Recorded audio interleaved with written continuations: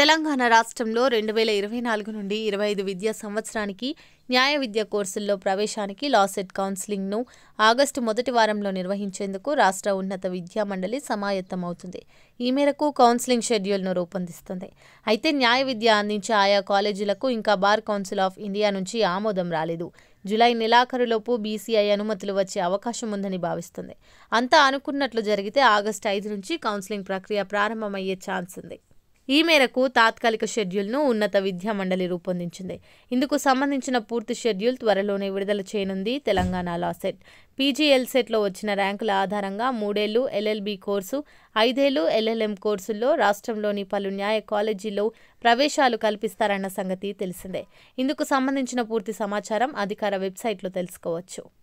Telangana CP get పరీక్షకు 64,765 మంది హాజరు కాగా నెలాఖరులోపు ఫలితాల వెల్లడి.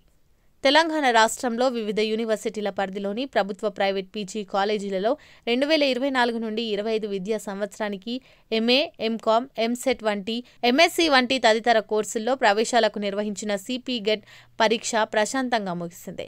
ఈ పరీక్షకు 88.31% మంది అభ్యర్థులు హాజరయ్యారు. సిపి గెట్ పరీక్షలు జూలై 6వ తేదీ నుంచి 16 వరకు ఆన్లైన్ విధానంలో నిర్వహించారు. ఈ పరీక్షకు మొత్తం 73,342 మంది అభ్యర్థులు దరఖాస్తు చేసుకోగా వారిలో 64,765 మంది పరీక్షలు హాజరయ్యారు. మొత్తం 51 సబ్జెక్టులకు ఈ పరీక్షలు నిర్వహించాల్సి ఉంది. అయితే అందులో 45 సబ్జెక్టులకు మాత్రమే పరీక్ష జరపామని CPGET convener professor I Pandurangareddy తెలిపారు. ఈ పరీక్షకు సంబంధించిన ప్రాథమిక ఆన్సర్ కి జూలై 20వ తేదీలోపు వెలువడే అవకాశం ఉంది. ఇక ఈ నెలాఖరులోపు సిపి గెట్ పరీక్షల ఫలితాలు వెల్లడించనున్నట్లు కన్వీనర్ పేర్కొన్నారు.